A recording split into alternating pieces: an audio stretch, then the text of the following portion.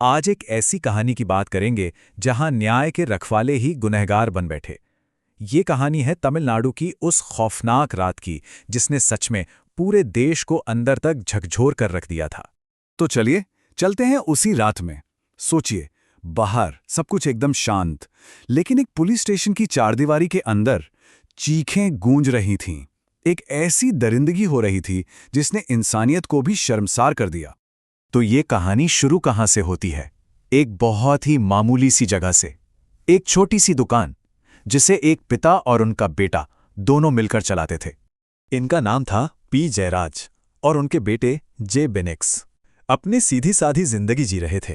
वो छोटी सी दुकान ही तो थी उनकी पूरी दुनिया, जहां दोनों मिलकर अपनी मेहनत से छोटे छोटे सपने पूरे कर रहे थे।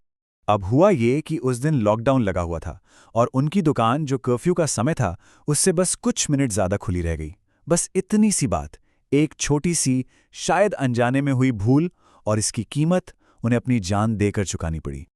और फिर अचानक एक पुलिस की जीप आकर वहां रुकती है। सवाल पूछा जाता है, समय के बाद दुकान क्यों खुली है? बस इसी एक सवाल पर दोनों को जीप में बिठाया गया और सीधे पुलिस स्टेशन ले जाया गया। एक ऐसी जगह जहां से उनकी वापसी कभी नहीं हुई।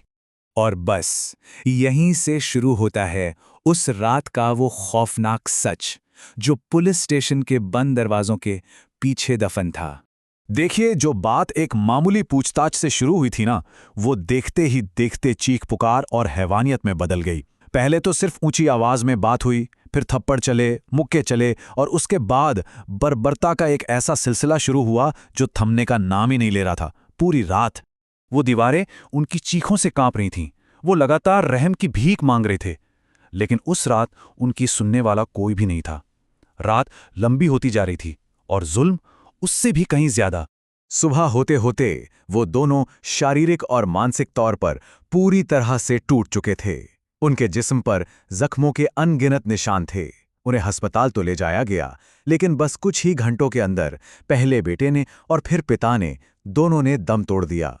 अब देखिए, पुलिस ने तो इसे नेचुरल डेथ बताकर मामले को रफा दफा करने की पूरी कोशिश की, लेकिन सच की एक चिंगारी सुलग चुकी थी, और ये चिंगारी अब पूरे देश में आग बनकर फैलने वाली थी। तो अब इस मामले में ना दो कहानियां चल रही थीं। एक तरफ थी पुलिस की कहानी, उनकी झूठी रिपोर्ट जिसमें कहा गया कि ये एक नेचुरल डेथ थी, और दूसरी तरफ था लोगों का गुस्सा जो साफ साफ देख पा रहे थे कि ये कोई प्राकृतिक मौत नहीं बल्कि एक बेरहम हत्या थी। अस्पताल से ये खबर जैसे ही बाहर आई, मीडिया में आग की तरफ फैल गई। सोशल मीडिया पर तो जैसे गुस्से का सैलाब आ गया। जो विरोध प्रदर्शन तमिलनाडु से शुरू हुआ था ना, वो देखते ही देखते पूरे देश में फैल गया। हर तरफ से बस एक ही आवाज उठ रही थी, न्याय की। और इस पूरे मामले ने एक बहुत ही बड़ा और जरूरी सवाल खड़ा कर दिया। सवाल ये था कि क्या वर्दी पहन लेने से कुछ भी करने का लाइसेंस मिल जाता है? क्या कानून के रखवालों को कानून अपने हाथ में लेने का हक है? जब लोगों की आवाज ने पूरे सिस्टम को हिलाकर रख दिया, तो उसे नींद से जागना ही पड़ा, हरकत में आना पड़ा, और फिर न्याय की एक उम्मीद जगी जब इस मामले की एक इंडिपेंडेंट इन्वेस्टिगेशन का आदेश दिया गया। तो देखिए हुआ क्या। सबसे पहले हाई कोर्ट ने मामले की गंभीरता को समझा और फौरन एक्शन लिया। फिर पुलिस स्टेशन के सीसीटीवी फुटेज और जो गवाह थे उनके बयानों से सच की परतें एक एक कर खुलने लगी। मामला इतना गंभीर था और स्थानीय पुलिस पर भरोसा बिल्कुल खत्म हो चुका था, इसलिए जांच देश की सबसे बड़ी एजेंसी यानी सीबीआई को सौंप दी गई। और फिर बहुत जल्द वही पुलिस वाले जो अपनी वर्दी के रौब में थे अब सलाखों के पीछे थे। ये सिर्फ एक केस नहीं था, ये हमारे सिस्टम पर एक गहरा दाग था। ये इस बात का सबूत था कि कैसे लोगों का भरोसा तोड़ा गया था जब उनकी रक्षा करने वाले ही उनके शिकारी बन बैठे। तो अब मामला कोर्ट में था। महीनों तक सुनवाई चली, गवाह पेश हुए, सबूत रखे गए, और पूरा देश सच में अपनी सांसें थामकर इस ऐतिहासिक फैसले का इंतजार कर रहा था। और फिर वो दिन आया, फैसले का दिन।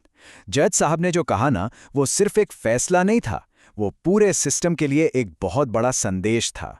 संदेश ये था कि कानून से ऊपर कोई नहीं है, फिर चाहे वो खुद कानून का रखवाला ही क्यों ना हो।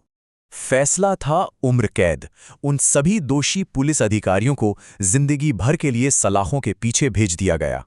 तो न्याय तो मिल गया, लेकिन कहानी यहीं पर खत्म नहीं होती, क्योंकि कुछ सवाल ऐसे होते हैं जो अदालती फैसलों से भी कहीं बड़े होते हैं।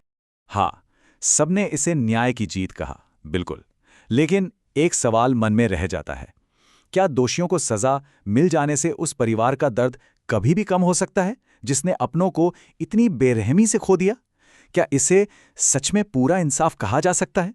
ये कहानी हमें हमेशा ये याद दिलाएगी कि पावर का गलत इस्तेमाल कितना खतरनाक हो सकता है, और ये भी कि जब रक्षक ही भक्षक बन जाएं, तो न्याय की लड़ाई असल में कभी खत्म नहीं होती।